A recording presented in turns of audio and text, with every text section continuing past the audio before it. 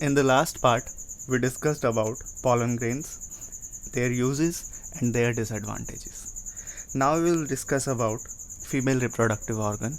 What we call it? We can call it carpel or pistil or gynoecium. Fine. अब ये जो carpals होते हैं या पिस्टिल होते हैं, ये अगर एक प्रेजेंट है फॉर एग्जांपल एक फ्लावर में, then we will call the flower what monocarpellary. अगर एक से ज़्यादा है तो हम बोल सकते हैं मल्टी कार्पलरी. अब मान लीजिए अगर एक से ज़्यादा है तो ऐसा हो सकता है ना कि वो जुड़े हो. ठीक, अगर वो एक से ज़्यादा हैं तो मल्टी कार्पलरी बोल रहे हैं, और अगर वो जुड़े हुए भी हैं, मल्टी कार्पलरी कार्पस जो हैं वो जुड़े हुए भी हैं, तो हम उन्हें क्या बोलेंगे? We will call it syncarpous. और अगर अलग हैं तो हम क्या बोलेंगे? एपोकार्पस. ठीक है, as I written here, syncarpous, apocarpous. ठीक, अब हर एक आप देखते हो हर एक कार्पल के पास एक प्लेटफॉर्म होता है जहाँ पर पॉलन ग्रेन्स आते हैं और जहाँ से ये पॉलन ग्रेन्स को रिसीव करता है. What we call it? Stigma. Right. उसके बाद वहाँ से एक ट्यूब निकलती है. जैसे अगर हम देखें, ये ट्यूब निकलती है और इस ट्यूब को क्या बोलते हैं हम लोग? स्टाइल. ठीक है, और ये इसी ट्यूब में क्या जनरेट होता है आपका? इसी स्टॉक में क्या जनरेट होता है? Pollen tube. ठीक है, ओके. अब उसके बाद आपको एक बल्जी पार्ट नीचे दिखाई दे रहा होगा, and that bulgy part is known as ovary. ये बेसल पार्ट है, that is enclosed part of carpel, और इसके अंदर क्या होता है? ओवेरियन कैविटी, जिसे हम लोग लोक्यूल भी बोलते हैं. And inside the locule what we see here, that is ovule. And inside ovule we consider what? Ovum और फीमेल गैमेट. फाइन. अब ये जो ओव्यूल है, it is connected to placenta. Ovule is connected to placenta by a stalk called funicle. ठीक है, और जिस region पर ये ओव्यूल प्लेसेंटा से अटैच्ड है with the help of funicle, इस रीजन को क्या बोलूँ मैं? हाइलम. ठीक है,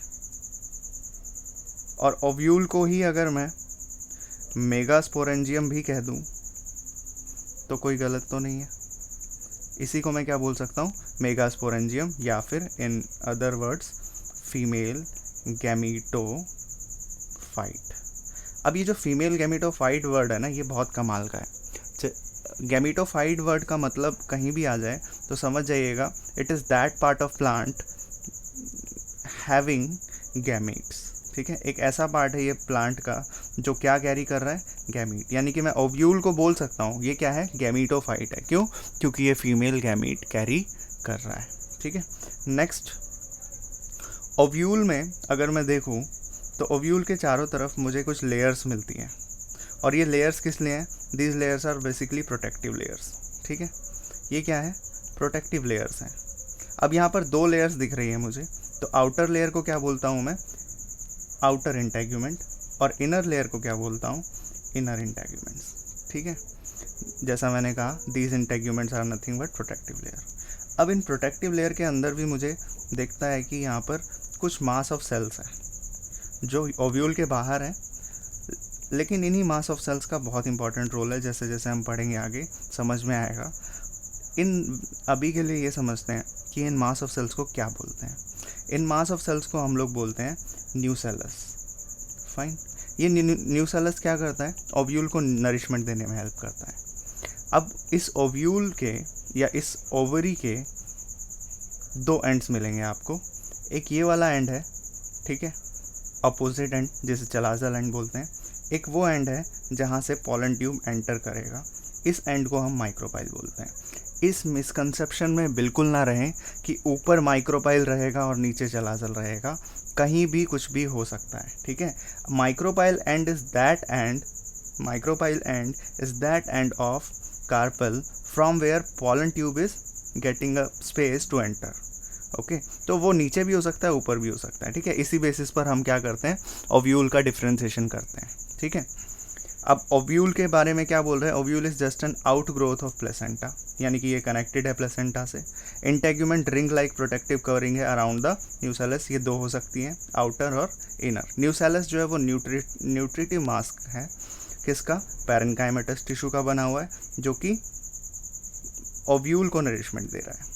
माइक्रोपाइल छोटा सा ओपनिंग है, इंटेग्यूमेंट में देखने को मिलता है आपको, इंटेग्यूमेंट के अंदर। और ओव्यूल प्लेसेंटा से अटैच्ड है with the help of funicle, और ओव्यूल अटैच्ड है फ्यूनिकल से with the help of hilum. उस रीजन को मैं क्या बोल देता हूँ, हाइलम, ठीक है।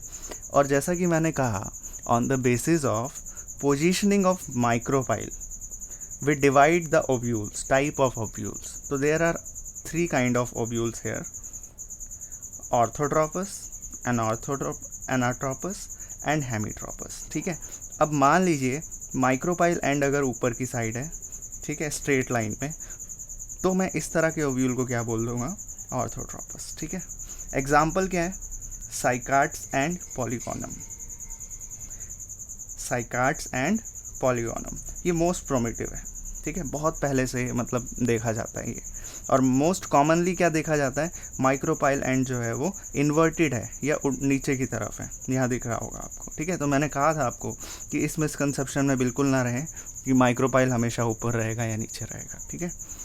एनाट्रोपस, जहाँ पर इन्वर्टेड माइक्रोपाइल दिखे उसे क्या बोलते हैं, एनाट्रोपस। ये बहुत कॉमन है, ज़्यादातर 90% एंजियोस्पर्म्स में, मैंने कहा ना बहुत कॉमन है, यानी कि 90% एंजियोस्पर्म्स में आपको देखने मिलेगा, ठीक है।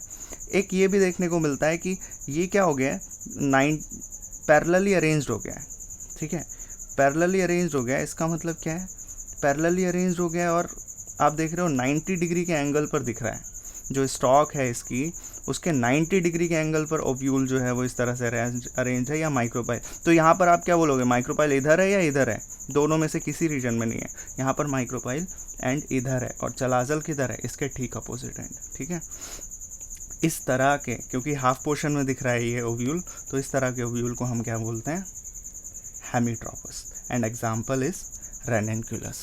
In the next video we will discuss about megasporogenesis. Till then, take care. Radhe Radhe.